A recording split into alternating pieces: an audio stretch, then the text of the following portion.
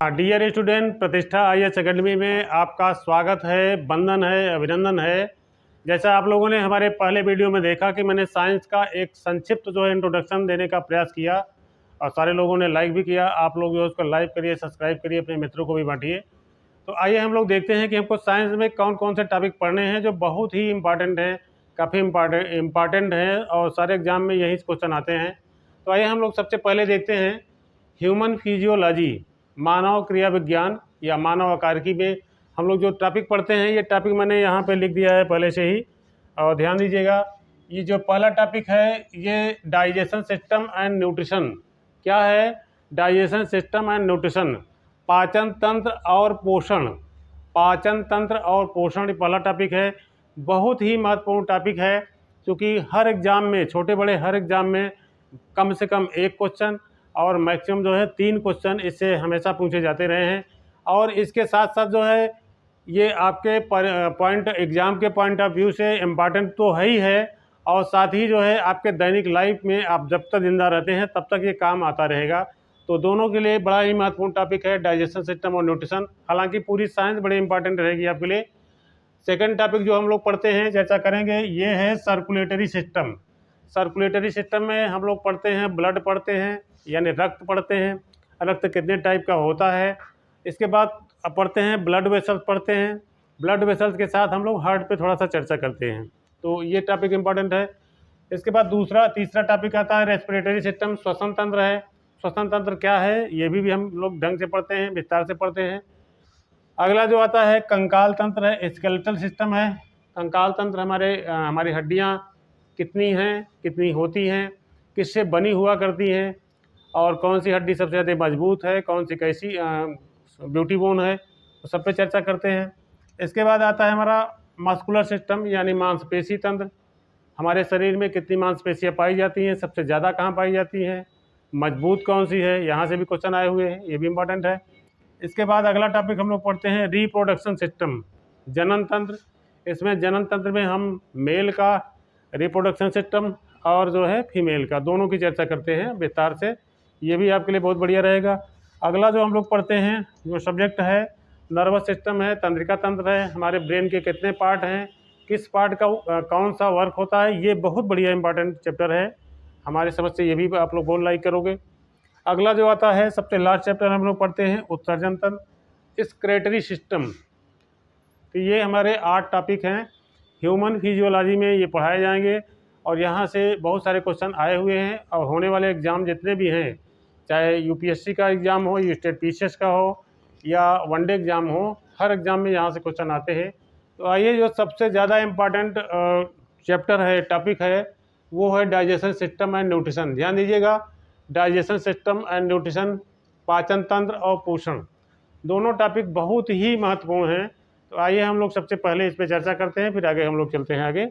तो इसको आप लोग नोट कर लीजिएगा, और हम शुरुआत चलते हैं, अगले नेक्स्ट पेज पे चल रहे हैं। और नोट करिए, थोड़ा सा हमें संकेत करिए, तो फिर आगे हम चलें बढ़ें। सब लोगों ने नोट कर लिया? चलिए हम आगे चलते हैं। तो आगे हम लोग चलते हैं, देखते हैं अगला जो हमारा टॉपिक आ रहा है वो है डाइजेशन सिस्टम। जैसे मैंने पहले बताया कि हम लोग जो चर्चा करेंगे डाइजेशन सिस्टम पे करेंगे। डाइजेशन सिस्टम,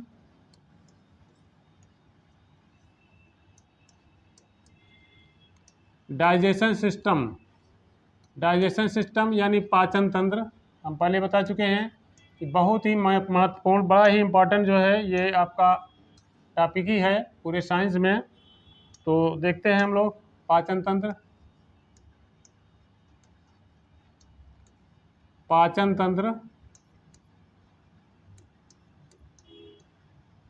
तो ये जो है जो टॉपिक है पाचन तंत्र। देखिए सबसे पहले हम लोग चर्चा करते हैं तंत्र होता क्या है, सिस्टम क्या होता है।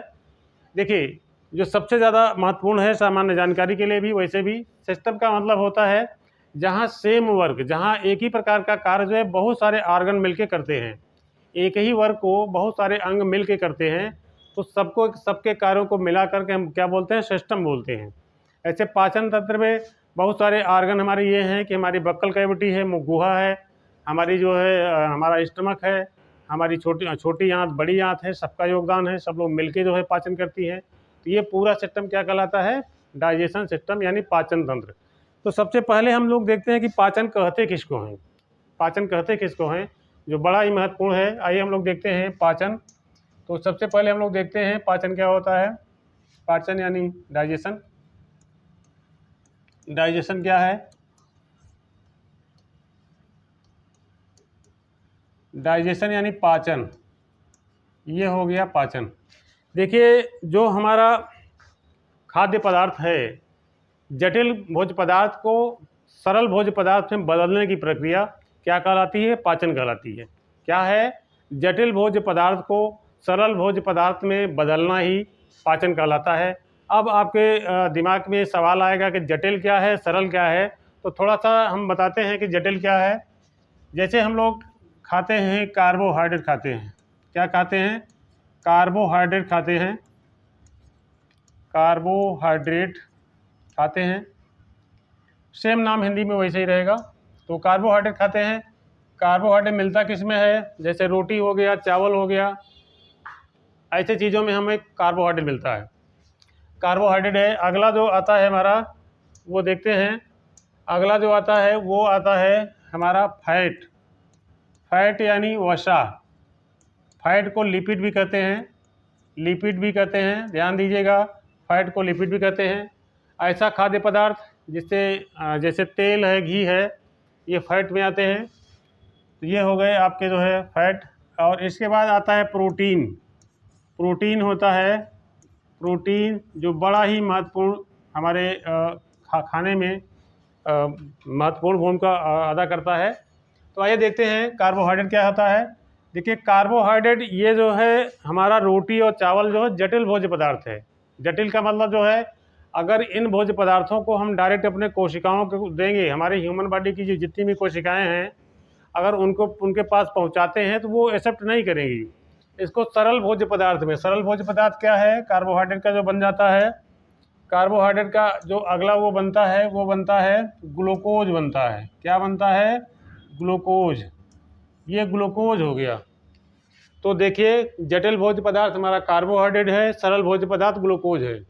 जब ग्लूकोज के रूप में हमारा खाना पच जाता है तो ये जो है इसका पाचन हो गया, कार्बोहाइड्रेट का डाइजेशन हो गया। आगे हम लोग देखते हैं जो फैट लिपिड है, इसका क्या बनता है? इसका बन जाता है फैटी एसिड। हम लोग देखते हैं इसका बन जाता है फैटी एसिड। तो फैटी एसिड में यानी वसी अम्ल बन जाता है। फैटी एसिड बन जाता है यानी वसी अम्ल बन जाता है। तो इसका पाचन हो गया। जब तेल घी जो हमने खाया है, अगर वो जटिल भोज्य पदार्थ यानी तेल घी किससे पच करके वो वसी अम्ल के रूप में आ गया, तो यानी उसका पाचन हो गया। और इसी तरह से प्रोटीन जो है, प्रोटीन का पाचन जो है हो करके जब इस रूप में आ जाता है, जब वो आ जाता है अमीनो एसिड, अमीनो एसिड के रूप में आ जाता है, तो उसका पाचन हो गया। हम लोग ये कहते हैं पाचन। अब यहाँ देखिएगा, जो पाचन की डेफिनेशन है, जो परिभाषा है, क्या कहती है? जटिल भोज्य पदार्थ का सरल भोज्य पदार्थ में बदलना। किसकी सहायता से? जल और एंजाइम की सहायता से। जल और एंजाइम की सहायता से जटिल भोज्य पदार्थ को, जटिल भोज्य पदार्थ ये हैं, सरल भोज्य पदार्थ ये हैं, जटिल भोज्य पदार्थ से सरल भोज्य पदार्थ में बदलने की प्रक्रिया क्या कहलाती है? पाचन कहलाती है। समझ में आ रहा है? आगे चलें। चलिए ठीक है स्टूडेंट, इसको नोट कर लीजिए। आगे हम देखते हैं ये हमारा सिस्टम क्या कहलाता है? पाचन कहलाता है। पाचन जो है जटिल भोज्य पदार्थ को सरल भोज्य पदार्थ में बदलने की जो प्रक्रिया है, ये क्या कहलाती है? पाचन है। ये हमारा पाचन है। तो ध्यान दीजिएगा, बहुत इम्पॉर्टेंट है। आगे हम इस चीज़ पे चर्चा करेंगे। तो आइए हम लोग आगे थोड़ा सा देखते हैं तो ये क्या होता है, इसी के आगे हम चलते हैं। तो इसमें हम देखते हैं सबसे पहले, तो ये जो है,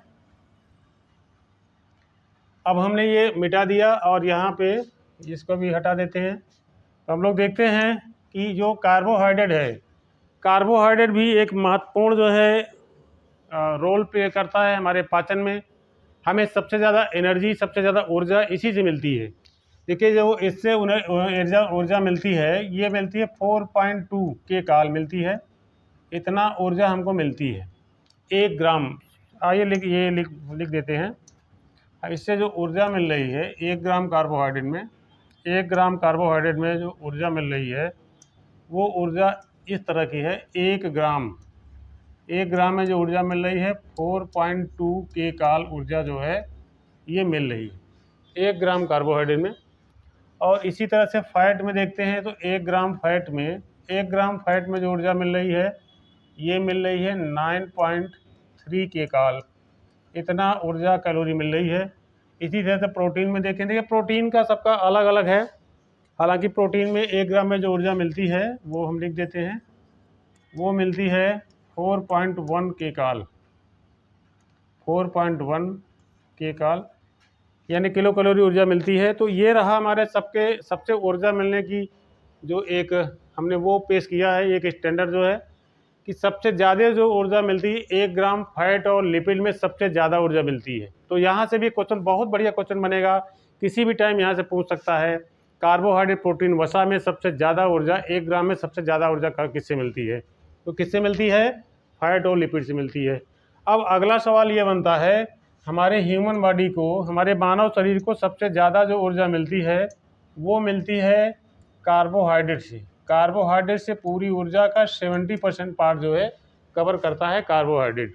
ठीक है, इसके बाद आगे हम देखते हैं जो फैट लिपिड है ये 20 से 30% कवर करता है, और जो प्रोटीन है ये भी लगभग 20 से 30% ऊर्जा हमारे शरीर को देता है। लेकिन ध्यान दीजिएगा, ये बहुत इम्पॉर्टेंट है, जो प्रोटीन से ऊर्जा मिलती है ये ऊर्जा जो है हमारे ह्यूमन बॉडी में लास्ट में प्रयोग में आती है, यानी अंतिम स्टेज में प्रयोग में आती है। यानी ये ऊर्जा जो होती है, प्रोटीन की जो ऊर्जा है ये जो है ग्रोथ और डेवलपमेंट यूज होती है।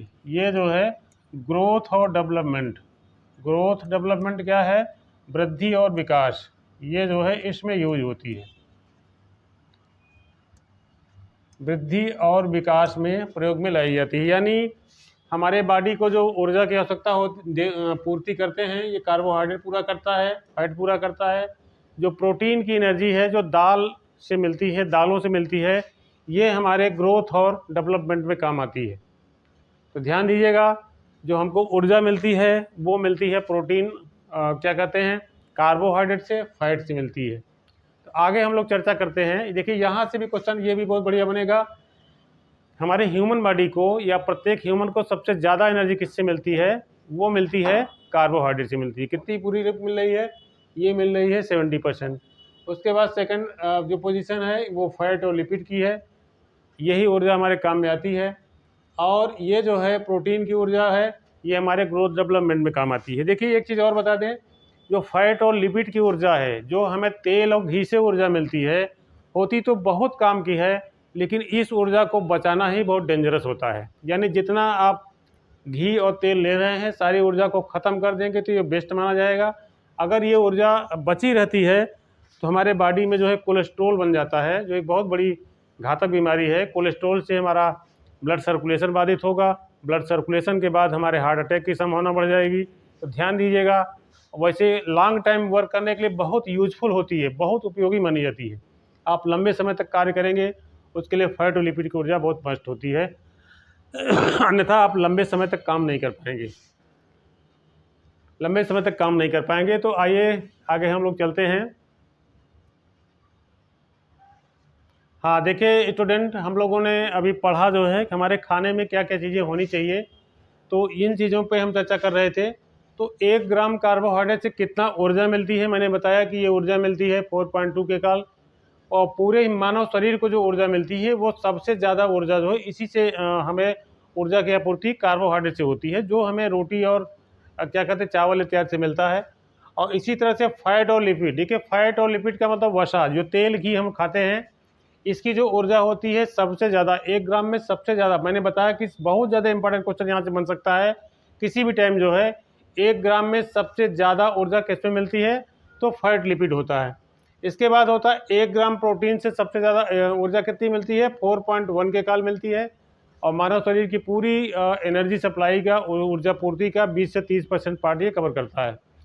अब यहाँ पे जो सवाल आता है, ये कार्बोहाइड्रेट का हो गया। और ध्यान दीजिएगा कार्बोहाइड्रेट, इसको सेम नाम जो है हिंदी इंग्लिश में दोनों में लिखते हैं। फैट लिपिड को जो है इसको हिंदी में जो है वसा कहते हैं, ध्यान दीजिएगा। प्रोटीन को प्रोटीन हिंदी इंग्लिश दोनों में वही लिखते हैं। तो आइए हम लोग आगे चर्चा करते हैं। तो इस पे हम लोग आगे देखते हैं, डाइजेशन पे चर्चा करते हैं। तो चलिए ठीक है। हाँ, अगला जो टॉपिक है, अगला जो वीडियो है, इसको यहाँ से बंद कर दीजिए। हाँ डियर स्टूडेंट, अभी हम लोगों ने देखा कि पाचन के विषय में थोड़ा सा परिचय हुआ, इंट्रोडक्शन हम लोगों ने दिया। पहला वीडियो हमारा था कि साइंस का इंट्रोडक्शन मैंने दिया, साइंस क्या है, कितने पार्ट हैं, कौन इसको बनाया, फादर ऑफ जो हर पार्ट के जो किसको कहा गया है। दूसरे पार्ट में हम लोगों ने थोड़ा सा पाचन पे चर्चा किया है, और उसमें हम लोगों ने पढ़ा कि पाचन होता क्या है, कितने पार्ट जो है, कितने हमें जो हम लेते हैं, जो खाद्य पदार्थ लेते हैं, कितने भागों में होता है, कार्बोहाइड्रेट, प्रोटीन, वसा, कितना कितना लेना चाहिए, कितना हमको ऊर्जा इससे मिलती है। ये हमारा दूसरा वीडियो रहा। और सभी लोग वीडियो को देखिए, लाइक करिए, सब्सक्राइब करिए, अपने मित्रों को बांटिए। ये आपके एग्ज़ाम के पॉइंट ऑफ व्यू के अलावा भी जो है आपके दैनिक जीवन में होल लाइफ काम आएगा। बहुत ही बेहतरीन वीडियो है मेरे समझ से। अगले वीडियो में हम लोग फिर मिलते हैं। धन्यवाद।